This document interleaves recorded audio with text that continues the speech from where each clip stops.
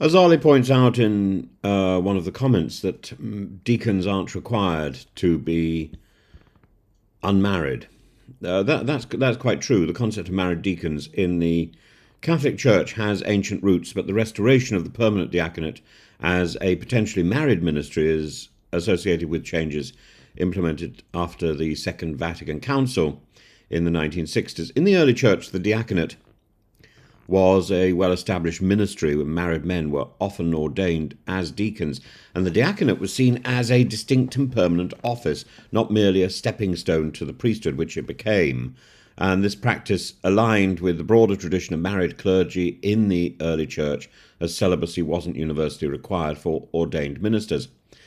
But over time, the diaconate evolved primarily as a transitional stage for seminarians on their path to priesthood, and by the Middle Ages, the permanent diaconate had largely disappeared in the Western Church, although it continued to exist in Eastern Orthodoxy and the Eastern Catholic churches, where married men could still serve as deacons and priests. The Second Vatican Council revived the permanent diaconate in the Latin Rite of the Catholic Church, and this decision was part of the broader efforts to restore ancient traditions and renew the Church's mission. The Council's document Lumen Gentium explicitly called for the restoration of the diaconate as a permanent ministry, allowing married men to serve where the discipline of celibacy doesn't stand in the way. Men of mature age, whether single or married, should be restored to the diaconate as a proper and permanent rank of the hierarchy.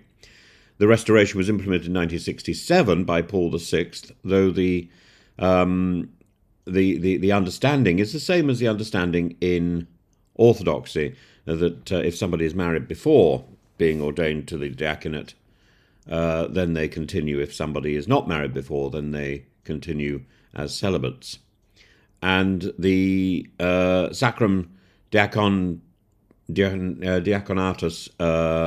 Ordinem, the Sacred Order of the Diaconate, is the document that sets the guidelines for ordaining married men as permanent deacons, while reaffirming the Church's commitment to priestly celibacy.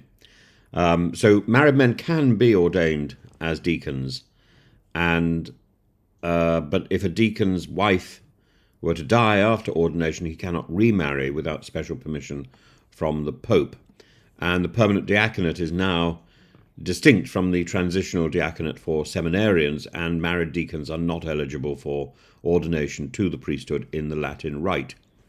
So the restoration of the permanent diaconate, including the ordination of married men, is indeed a change brought about by Vatican II, but it reflects a return to early practices of the early church rather than a completely